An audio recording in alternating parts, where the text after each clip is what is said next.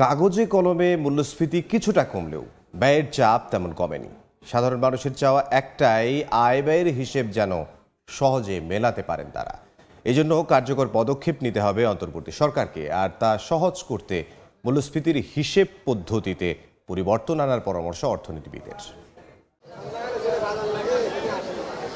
নভেম্বরের তুলনায় গেল ডিসেম্বরে খাদ্য মূল্যস্ফীতি খানিকটা কমেছে ঠিকই, কিন্তু তা চড়ে আছে 12.92%। এক মাসের ব্যবধানে এই মূল্যস্ফীতি প্রায় 1% কমের হিসাব বিবিএস দিলেও সাধারণ মানুষ বলছেন শাকসবজির দাম কিছুটা কমলেও নিত্যপণ্যের বাজারে এখনো তারা হিমশিম খাচ্ছেন আয় ব্যয়ের হিসাব মেলাতে।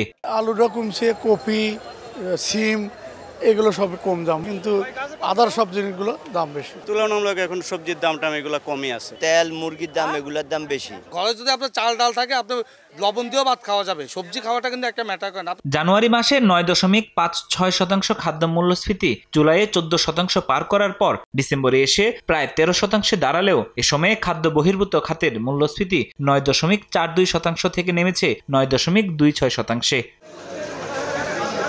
বাংলাদেশ পরিসংখ্যান ব্যুরো বিবিএস বলছে, পণ্যমূল্য বৃদ্ধির চাপে রাখা 2024 সালের জানুয়ারিতে থাকা সার্বিক মূল্যস্ফীতি 9.86%, বছরের শেষ মাসে আরও বেড়ে দাঁড়িয়েছে 10.89%। তেল কম, চাউল কম, ডাউল কম, সব জিনিসের দাম প্রত্যেক দিনে বাড়ে। আয় বলতে কিছুই নেই, ঘর ভাড়া দিয়া চলার মতন না।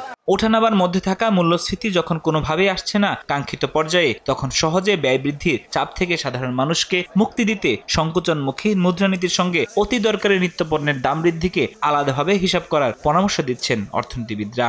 কোর ইনফ্লেশন কত সেটাকে অ্যাডজাস্ট করা এই কারণে, বিকজ অনেক জিনিস যেগুলো কিন্তু রেগুলার বেসিসে ফ্ল্যাকচুয়েট করতে পারে, একটা সাপ্লাই শক হতে পারে। ওভারঅল ইকোনমিতে মূল্যস্ফীতি সেরকম চাপ নাই, কিন্তু একটি বা দুটি পণ্যের ক্ষেত্রে সেই চাপটা হয়তো তৈরি হচ্ছে, এবং এটা প্রায়শই দেখা যায় যে কিছু কিছু কৃষিজাত পণ্যের ক্ষেত্রে এটা বেশি হয়। যে কমোডিটিসগুলোকে নিয়ে আমি মূল্যস্ফীতিকে এখন নির্ধারণ করার চেষ্টা করি, সেখানে হয়তো গুণগত মানে পরিবর্তন আসবে।